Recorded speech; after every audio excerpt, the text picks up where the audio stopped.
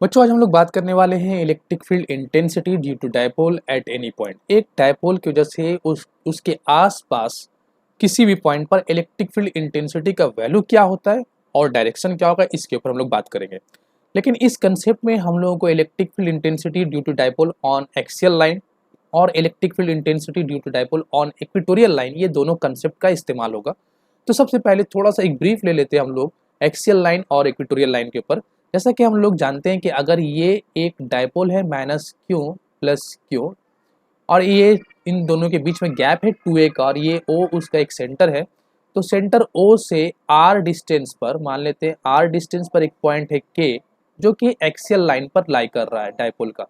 तो इस point K पर जो इलेक्ट्रिक फील्ड इंटेंसिटी का मैग्नीट्यूड था उसे हम लोगों ने निकाल रखा है 1/4 pi epsilon naught 2p by r cube. और ये p क्या है, ये p एक्चुअल में डायपोल मोमेंट है जो माइनस क्यू से प्लस क्यू उसका डायरेक्शन होता है। तो ये electric field intensity due to dipole on axial line at any point के हम लोगों ने निकाल रखा है, पिछले वीडियो में हम लोगों ने इसे कर लिया। अब बात करें कि इस पॉइंट पर इलेक्ट्रिक फील्ड इंटेंसिटी का डायरेक्शन क्या होगा, तो ये डायरेक्शन इस तरीके से होता है।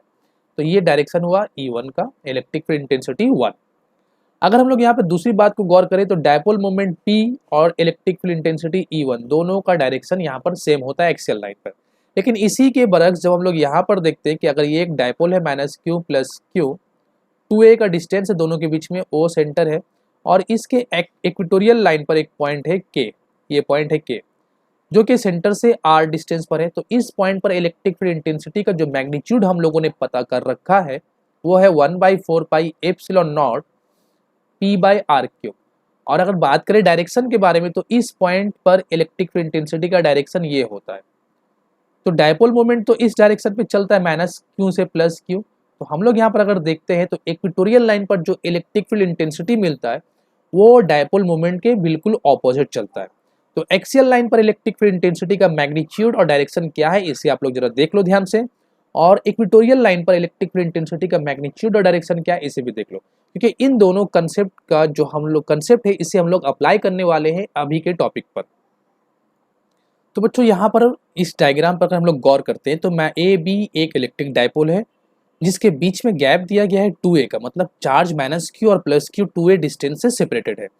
अब डायपोल का एक सेंटर है O और उस सेंटर O से R डिस्टेंस पर एक पॉइंट है K और उस पॉइंट K पर हम लोगों को इलेक्ट्रिक फील्ड इंटेंसिटी पता करना है इस इलेक्ट्रिक डायपोल की वजह से।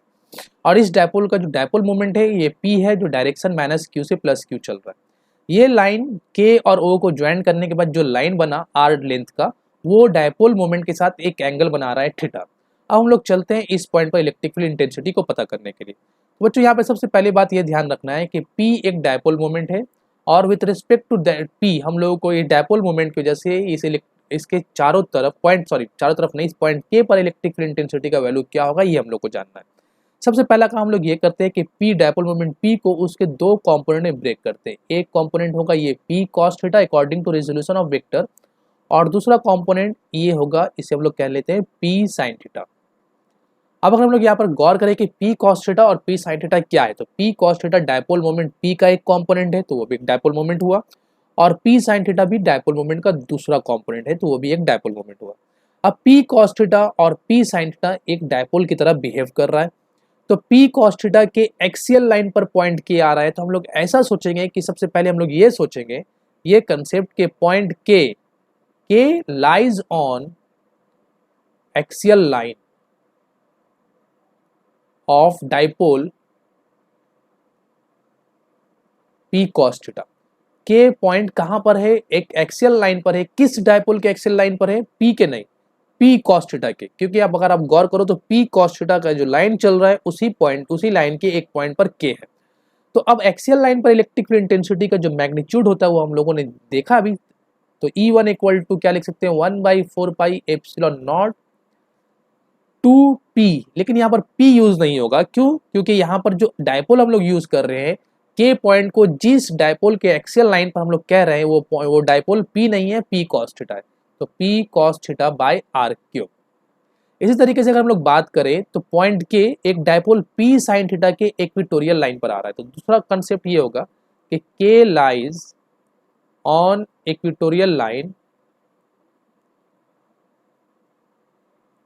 ऑफ डाइपोल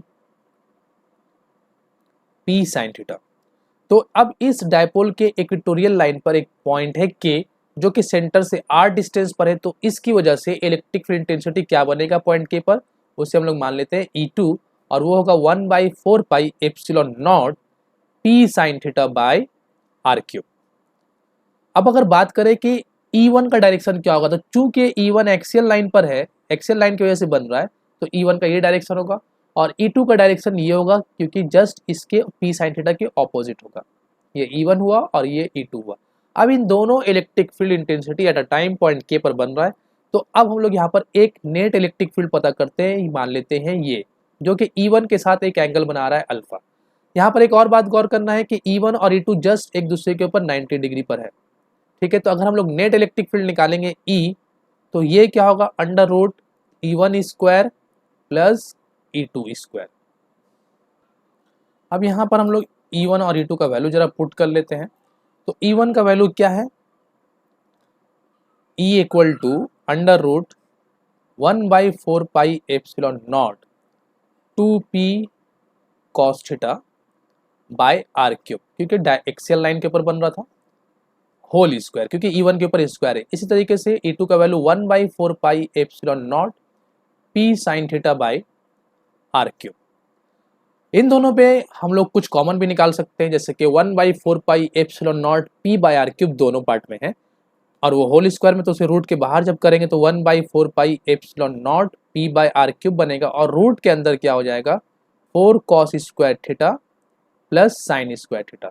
अब 4 cos स्क्वायर में से एक cos स्क्वायर अगर साइन स्क्वायर को दे दिया जाए तो cos square plus sine square 1 हो जाएगा, तो हम लोगों को मिलेगा 1/4 pi epsilon naught p by r cube under root 3 cos square theta plus 1।